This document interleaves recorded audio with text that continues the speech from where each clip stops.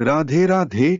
जय श्री कृष्ण। आज से हम संपूर्ण महाभारत की कथा का आरंभ कर रहे हैं, जिसमें आपको महाभारत के सभी 18 पर्वों को आप तक पहुंचाने का प्रयास कर रहे हैं।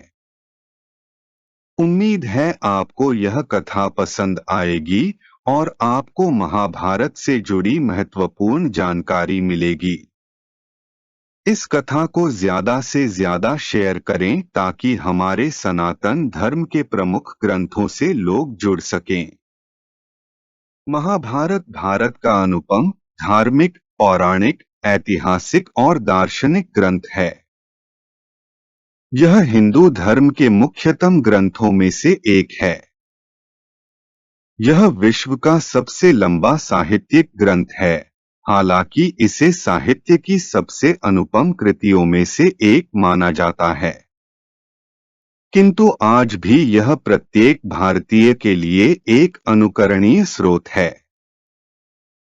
हिंदू मान्यताओं, पौराणिक संदर्भों एवं स्वयं महाभारत के अनुसार इस काव्य का रचनाकार वेदव्यास जी को माना जाता है और इसे लिखने का श्रेय भगवान गणेश को जाता है। इसे संस्कृत भाषा में लिखा गया था। इस काव्य के रचयिता वेदव्यास जी ने अपने इस अनुपम काव्य में वेदों, वेदांगों और उपनिषदों के गुह्यतम रहस्यों का निरूपण किया है। इसके अतिरिक्त इस काव्य में न्याय, शिक्षा, चिकित्सा, ज्योतिष, युद्ध नीति, योगशास्त्र, अर्थशास्त्र, वास्तुशास्त्र, शिल्पशास्त्र, कामशास्त्र, खगोल विद्या तथा धर्मशास्त्र का भी विस्तार से वर्णन किया गया है। महाभारत की विशालता और दार्शनिक गूढ़ता न केवल भारतीय मूल्यों का संकलन है, बल्कि हिंदू धर्म और वैदिक परंपरा का भी सार है।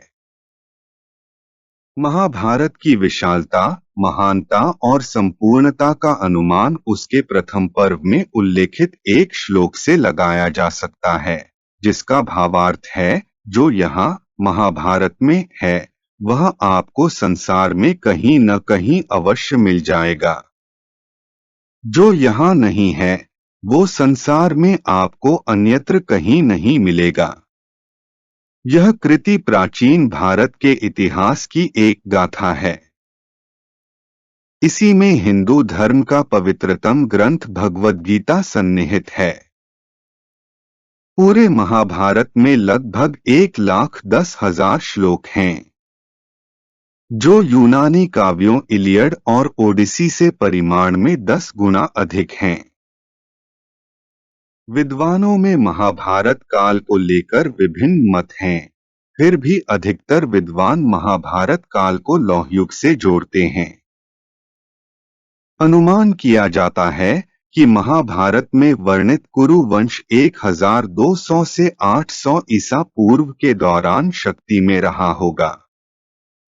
पौराणिक मान्यता को देखें तो पता लगता है कि अर्जुन के पोते परीक्षित और महापद्मनंद का काल 382 ईसा पूर्व ठहरता है। यह महाकाव्य जय, भारत और महाभारत इन 3 नामों से प्रसिद्ध हैं। वास्तव में वेद व्यास जी ने सबसे पहले 1,00,000 श्लोकों के परिमाण के भारत नामक ग्रंथ की रचना की थी। इसमें उन्होंने भरतवंशियों के चरित्रों के साथ साथ अन्य कई महान ऋषियों, चंद्रवंशी, सूर्यवंशी राजाओं के उपाख्यानों सहित कई अन्य धार्मिक उपाख्यान भी डाले। इसके बाद व्यास जी ने 24,000 श्लोकों का बिना किसी अन्य ऋषियों, चंद्रवंशी, सूर्यवंशी राजाओं के उपाख्यानों का केवल भरतवंशियों को केंद्रित करके भारत काव्य बनाया। इन दोनों रचनाओं में धर्म की अधर्म पर विजय होने के कारण इन्हें जय भी कहा जाने लगा। महाभारत में एक कथा आती है कि जब देवताओं ने तराजू के एक पासे में चारों वेदों को रखा और दूसरे पर भारत ग्रंथ को रखा, तो भारत ग्रंथ सभी वेदों की तुलना में सबसे अधिक भारी सिद्ध हुआ।